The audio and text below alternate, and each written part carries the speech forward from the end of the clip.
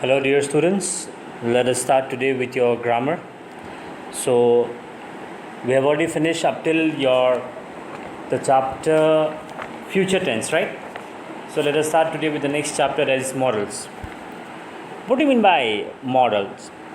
Modals are actually, it's a verb, okay, which are used with other verbs, okay, and we use modals to express ability or possibility, and also like permission, obligation, and so on. Like these models are also called the verb models, okay, which act as models are also called modal auxiliaries.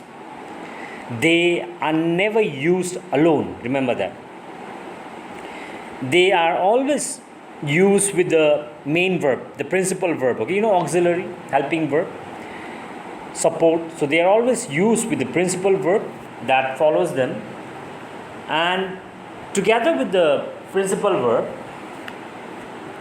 they express the mode or manner of the action that is denoted by the verb.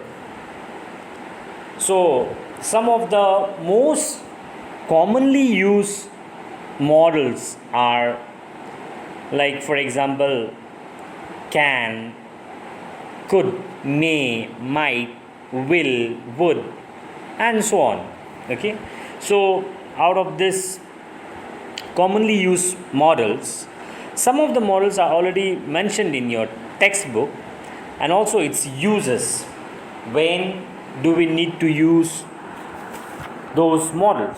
Okay, so if you see in your text, you would find the models such as will, shall, would, should, may, might, can, could, must, or have to, need, dare, ought, used to. Like these models are mentioned in your textbook. So as I told you, I repeat once again that modals are actually verbs which is used to express the mood, or you can say the act or attitude of the speaker, okay, and they are also called what? Modal auxiliaries.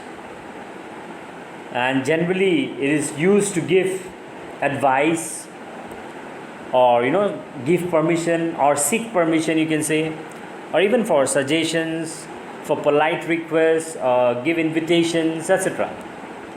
So let us see some of the most commonly used models and its uses. The very first model is will, and if we want to make the negative of will, we have to add the word not. Will not, or we can even say won't, right? Now where is this will used? What are the uses of will? The first uses of will is that to express sure future with second and third person. I have already discussed with you about second and third person in the previous chapter, right? Such as you, he, she, it, they. These are second and third persons. Example, let me give you. She will be in her office at this time tomorrow. Okay. So see, in this sentence here, the will is used to express something about sure future, that she will be in her office, and that too with second and third person. She will be in her office, she, at this time tomorrow. Now the second uses of will is to express willingness, intention, promise, and determination with the first person. I repeat, with the first person. To express willingness, intention, promise, and determination. For example, if I talk about willingness or say intention, then I will lend you my coat. And if I want to use this model will to express promise, then I can give an example like I will write to you again.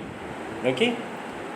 Now the third uses of will is to express a characteristic habit, or even assumptions, invitation or request. For example, will you please lend me your car? It's a request. Now for assumption, if I give an example, she will be there by now. It's an assumption. Now one thing which you have to take note of while using the modal will is that will is never used with the first person in the interrogative. I repeat, it is never used with the first person in interrogative. Alright? So these are some of the uses of will. Next comes shall. Now shall is used to express, same as like the first will I told you, it is used to express your future with the, but here in the case of shall we will use first person, okay, not second or third person. In the case of will we have used second and third person to express your future, but in shall we will use first person. For example, I shall help you, or we shall decorate our houses for Christmas, right? The next uses of shall is to ask for advice or suggestion, request, etc. But here we use with the first person, that is I or we, and in the interrogative because we are asking, okay, to ask for advice. For example, if I tell you, shall I bring a cup of coffee for you? Or another example, say, shall I open the window and advise? Correct? Next uses of shall is to express command, threat, warning, promise, assurance, determination, etc. But here we express these things with the second and the third person, okay, not with the first person. Example, you shall not come to my house. So here actually it is expressing a command. Now say threat, if I want to express a threat, then you shall be punished for your misconduct. So one thing which you need to take note is that if you ever have doubt in the interrogative, use will, okay? If you are not sure, then use will in interrogative. Now next model is would. Let us see where can one use would. Would is used to express past habits, first of all. Secondly, to express a polite request. Third, to express a wish or preference. And fourth, to express an imaginary condition. Now if you give you the example to express past habit, my father would always read for me stories at night. My father would, a past habit. Now to express a polite request, I would like to see the principal. And if we need to express a wish or a preference, I would rather drink coffee than tea. And what about to express an imaginary condition? I would buy a car if I win a lottery. That means here I haven't won the lottery yet, but just imagining that if I win, then I would buy a car. Okay, an imaginary condition.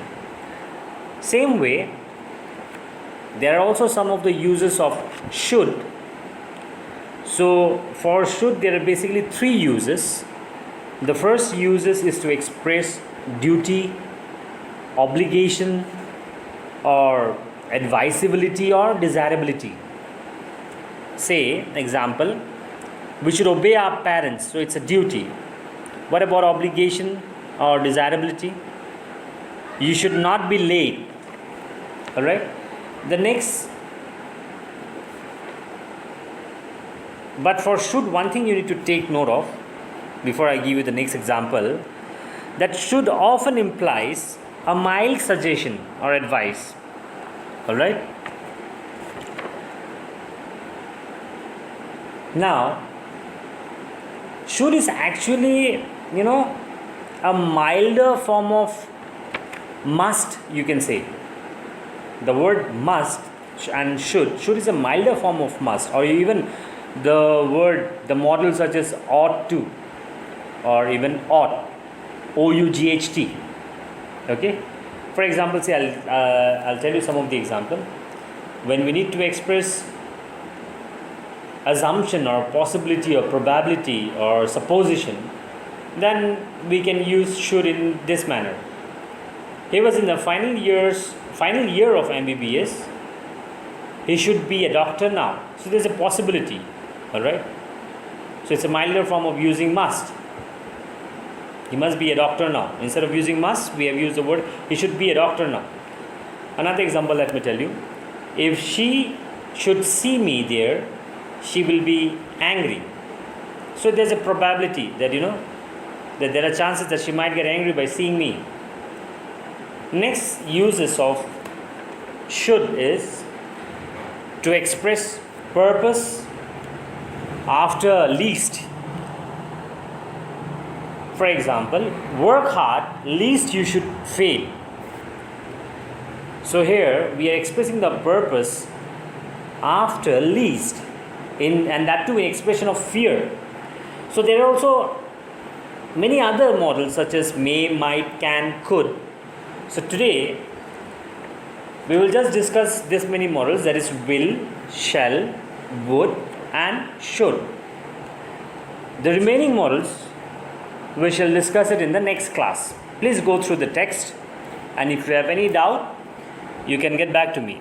God bless you all.